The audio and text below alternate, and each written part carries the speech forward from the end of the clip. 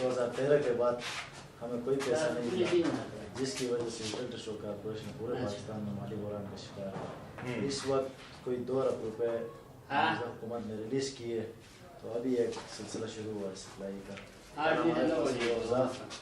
और चावल ये चीज़ें हमारे पास आई है, बेसन आया है, पेट आया है। अच्छा, पीछे से मजीद ये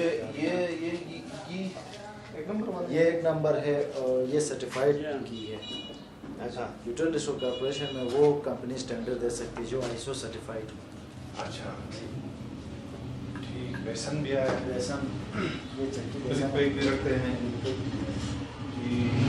और ये चावल, ये नॉर्मल चावल है, ये 150-155 रुपये तक बिकता है। यहाँ रमज़ान में 170 रुपये तक आया है।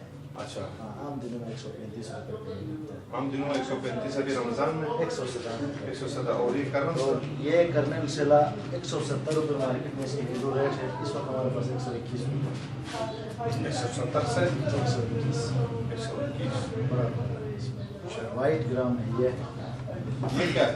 ये एक नंबर जो छोटा है,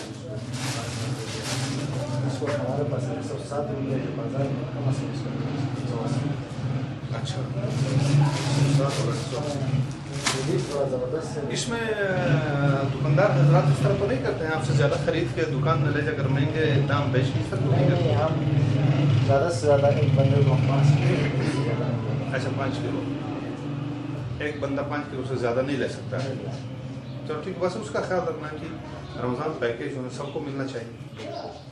कोई से जो है यहाँ से आपसे खरीद कर बाहर दुकानों में महंगे बेच के इस तरह ना करें। ठीक है, मीडिया के भाई हमारे साथ हैं, आप लोग भी थोड़ा जो है इसके ऊपर कड़ी नज़र रखें ना ज़रा, मीडिया के भाई। ऐसा तो नहीं करते हैं कि लोग इधर से जो है सस्ते खरीद के दुकानों में ले जाकर फिर महंगे जो है फरोख्त करते हों। सर, इसके ऊपर कोई मोहर है सर, ये पता चले? नहीं, मोहर तो है ना, इसको यूटिलिटी का है ना। अभी देखो ना, इसमें ये जो मार्केट हमारे रेट फिक्स होता ना सर, हाँ। ये मार्केट सर्वे के बाद रेट फिक्स होता है। इसमें ऐसा रेट दिया जाता है जो होलसेल और हमारा जो परचून रेट है उसमें 19-20 का फ़र्क होता है, तो दुकानदार को इतना फ़ायदा नहीं होता इसमें। अच्छा हाँ, तो क्या है आपका हेडक्वार्टर का ये यूटिलिटी का ये हाल है?